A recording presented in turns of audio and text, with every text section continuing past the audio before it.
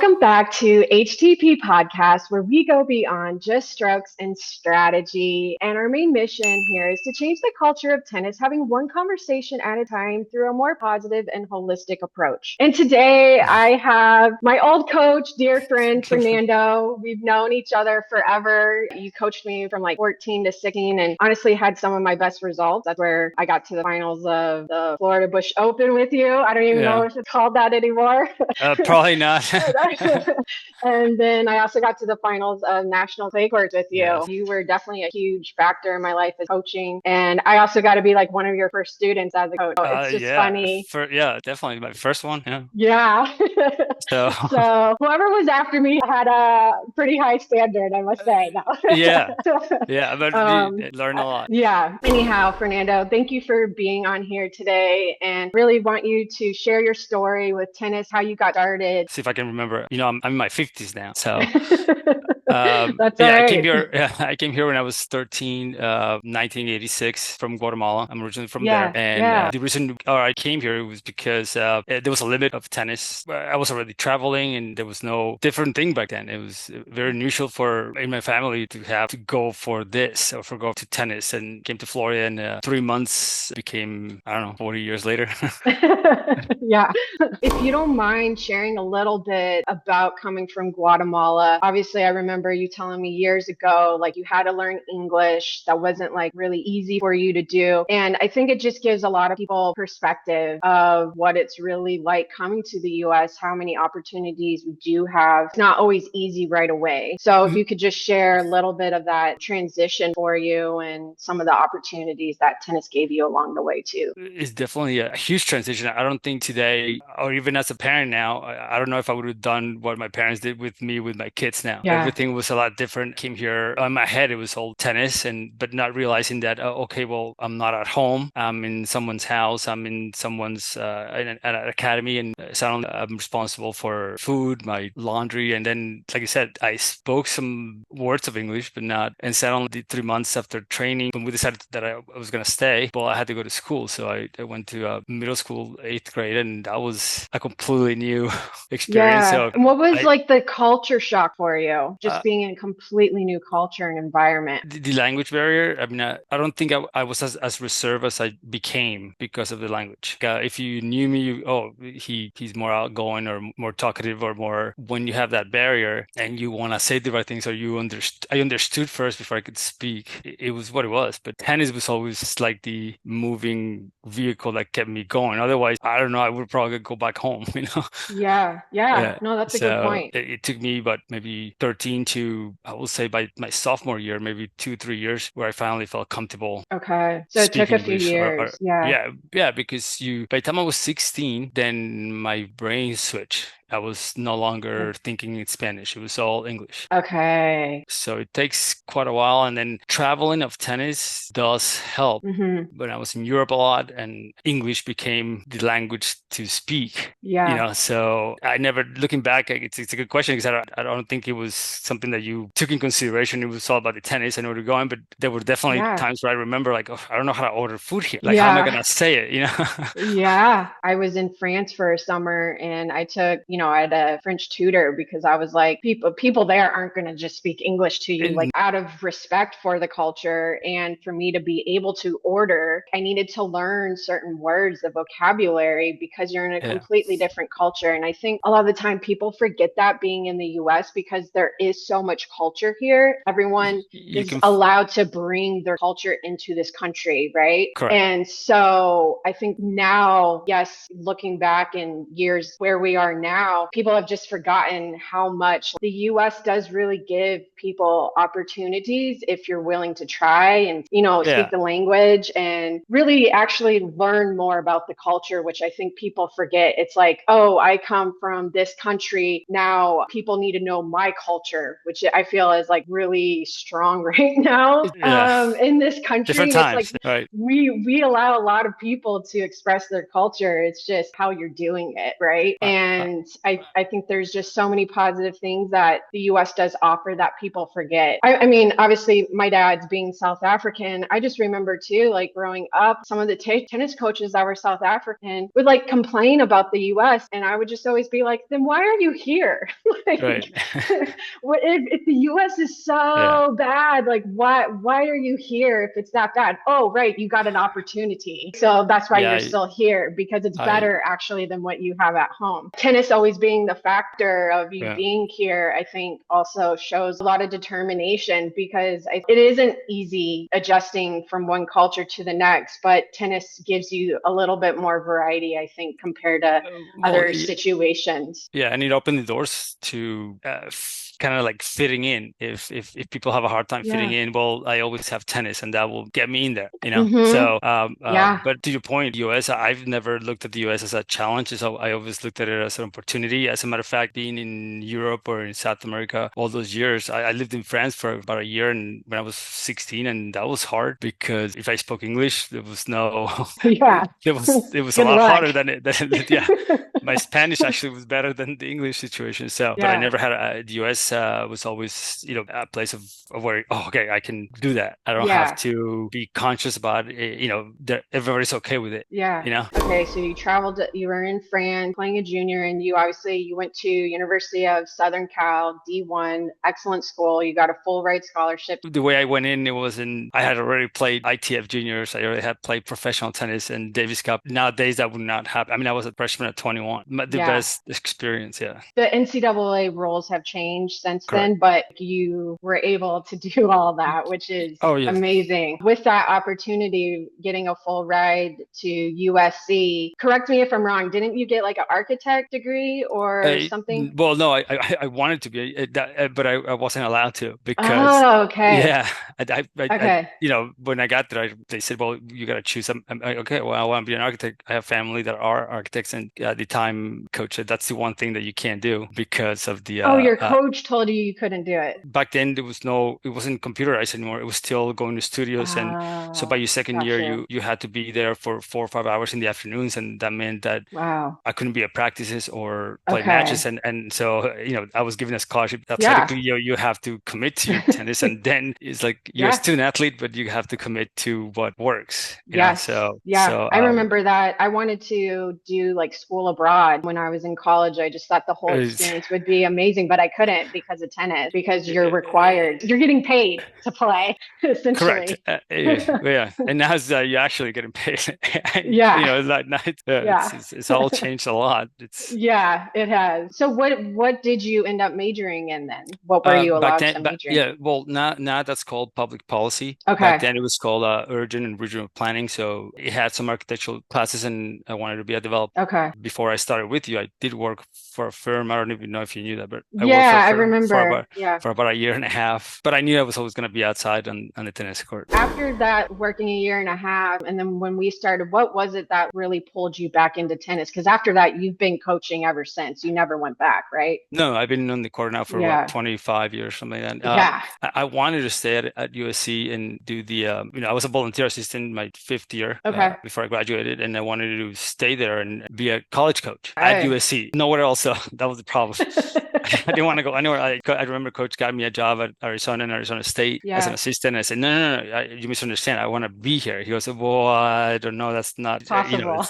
not right now. It's like, not, Yeah. well, that's not just follow my path in terms of my, degree and whatnot. And then through mutual friends, Stanford and, Yeah. Stanford uh, Boster. Yep. through a friend of his that I knew. That's how I met Stanford. You came along. Okay. I was like, I have to take this. This is all I want to do. Yeah. Again, I didn't know. It Mm-hmm. wasn't like you getting a job at an academy and it was Yeah. full on one-on-one. Private. And for you too, from your side too, it's like, oh, well, this is going to be who you're going to be working. And Yeah. meanwhile, you're 14, Yeah. you know, I'm in my late 20s. Like we're all excited, but like, we really, Yeah. I was navigating a new landscape for both of us. yes. Yeah. What was it though, like specifically for tennis that you just like love so much? You have so much passion and you Oh, I, obviously actually like continued? What was it exactly? I picked up a racket. My dad, chemical engineer. Nobody ever played any sports in my family. My mom's, my Okay. dad's, no one. And Okay. his brothers are also chemical engineers.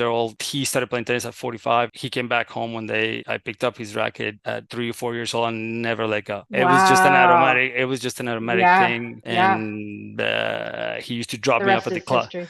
When I was not in school, he would drop me at the club at 7 in the morning and pick me up at 12 at night. Wow. And it just Yeah. that was it. It was a That's tennis club, amazing. yeah, tennis club with 3 clay courts, 4 racquetballs and squash and ping pong and mini soccer field, and that's what we did all day. Yeah. It's so different now because kids just don't even play, which is like No, you were left well, at a club to play for hours, right? It's just so correct. funny. Yeah, it just I remember I'd be crying sometimes, like I didn't want to get picked up, but things were different. I mean, I never had to be pushed to play. It was Yeah. just my own, Yeah. Inner drive that you had Yeah, that. yeah, but or likeness. I mean, I Hmm. played other sports, but I don't know for some reason that just it was an Yeah. automatic. Yeah, Okay. yeah. Right on. So What you currently do now? I mean, you were a private coach. You had like a small group of players for like yeah. what, 10, 15 years? Oh, more than that. Wow. Yeah. I mean, More? Okay. yeah. I mean, I started in what 2002. Was Hmm. it no 2003? Maybe no 2002 with you. No, wait, Yeah. 2000. Yeah, 2002. Yeah, because Yeah. I graduated in Yeah. 99. I worked. 2001, 2002, something Yeah. like that. Yeah. And had a private court or a Hmm. private situation, and I went there 2 3 years. I didn't know anyone, and then I narrowed down to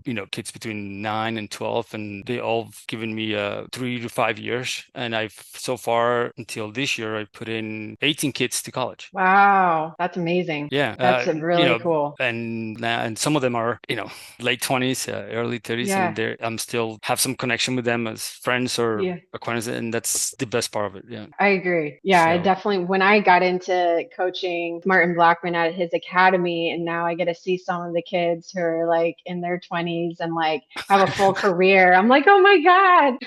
Yeah, So I can it's only weird. imagine what it feels like for you. Oh, 'Cause, yeah, yeah. but it's very rewarding that way. Private situation was something that I love doing because it gave me the opportunity to connect with the player and Yeah. kind of develop and go through the ups and downs, which is a lot. Yeah. You're different at 9, you're different at 12, you're different at 14, Yep. you're different at 16, and Hmm. definitely the experience I had at college led me to want to do this because I think that if you're a tennis player and you can go to college and Hmm. experience like you did, level obviously like a Division 1, I'm sure that your experience at South Carolina was something dear to you Yeah. in terms of not just tennis wise, but like Yeah. the whole Yeah. circle, right? Your Yeah. social life. I'm assuming that you have friends that are still close to you from Yep. those 4 or 5 years. Maybe some of them don't even play tennis. I Yeah. have a few friends from school that don't even play tennis, and they're Yeah. so that life cycle is what led me to like do it privately to try to get there, not trying to go academy or country club, or not that there's anything wrong with that. Just that's what I wanted to be involved with, like an alternative of being a coach in college, I guess. Yeah. But Well, and when you're more of a private coach, or if you have a small group of player being a private coach, it's just, I think, compared to an academy, because I got to experience it all, it's just so much more personable overall as a player coach experience. Like sometimes a player can get lost in an academy all the time because most academies, they need results and they're looking for the top players to give them those results. Whereas when you're more in a private setting, like it doesn't need to be cookie cutter. It can be very personalized, from technique to tactical to mental and emotional, like all of that, the schooling, that can be so much more personalized when you are more in a private group setting or a one-on-one setting compared to academy. Because I know that was a big reason. Like I was in an academy. Of course, you have private yes, lessons, but then, after that is just you're in a group of players, like you may want more from coaches than what you're actually getting, and getting that yeah, personalization that can really, I mean, again, it's different now because people can do online school full oh yeah, time, a which lot I of mean, and it's so much better now because of it being online. I mean, I do remember doing a year of online school. I hated it, but it also wasn't like online. Like I was, and I would literally watch classes as like the teachers teaching uh, it. And then it was so weird. I don't know how you So it was guys do like, it. yeah, I mean, I only did it for 1 year. I did not like Yeah, it. It wasn't for me. Everyone's different. And maybe the yeah, experience would have been different because I think a couple years after that, the internet got a lot better. And so they were able to move a lot of stuff online. So many more options, I think, when you can work with a private private coach. And then what are you currently doing now? Right now, I have two kids that are graduating this year, and I have two that are a little younger. It's Okay. like another round of hopefully they're looking to get a scholarship. 12 and 14, they're just started about a month ago. Awesome. But things are a little different because that's the one thing about you mentioned the one-on-one is very beneficial, but it's also as I get older, the gap between myself and a 14-year-old or a 12-year-old becomes bigger. Yeah. And with the social media and everything, you want to make sure that the kids are not lonely. That now there's teams, the parents are a lot more involved, and I'm very open, and I always try to be progressive and not just get stuck on, oh, this is the way I want to do it, because it works different for everybody. Not everybody has the same personality. It's an individual sport, and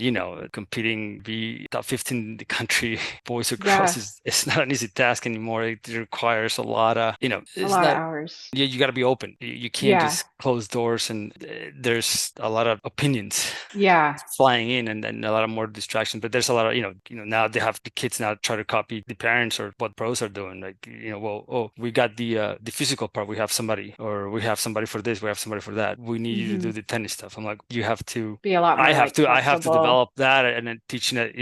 I've been used to developing all around, and now doing it's everything. now it's like, oh, tennis is over, so now, okay, see you tomorrow. Yeah. No more like, how'd you feel about today, or what are you feeling? Are you, it's just what it is. Yeah. So, okay. So it's a lot different now. Yeah. So what are some of the challenges that you face now? I think the hardest one is sitting with whoever is involved the most. In this case, a parent. Like this 12-year-old.